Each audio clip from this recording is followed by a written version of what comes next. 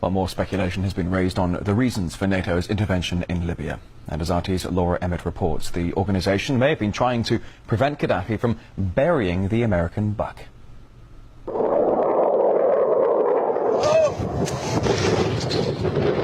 According to some, it's about protecting civilians. We must not tolerate this regime using military force against its own people. Others say it's about oil. The only reason they're interested with Libya is about the oil. You'd think we'd be in Iraq if the major export there was broccoli.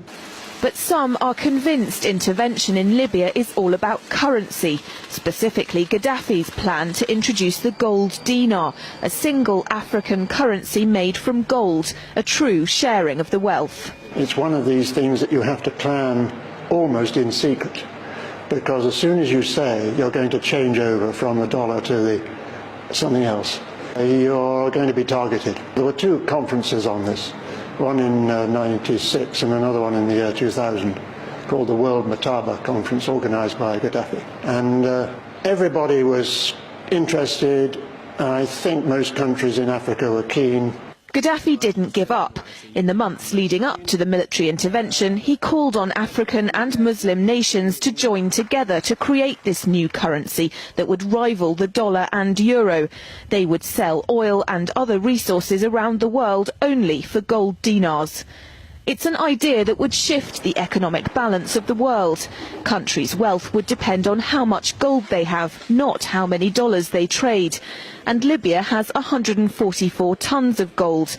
The UK has double that, but 10 times the population. If Gaddafi had an intent to try to reprice his oil or whatever else the country was selling in the global markets and accept something else as a currency, or maybe launch a gold dinar currency, any move such as that would certainly not be welcomed by the power elite today who are responsible for controlling the world's central banks.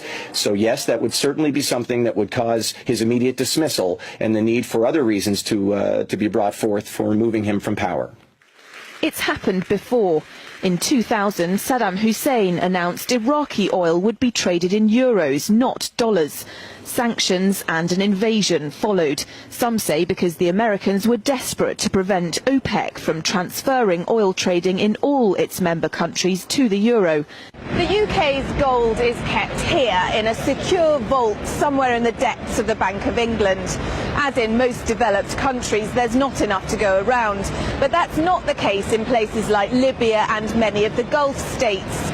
A gold dinar would have given oil-rich African and Middle Eastern countries the power to turn around to their energy-hungry customers and say, sorry, the price has gone up and we want gold.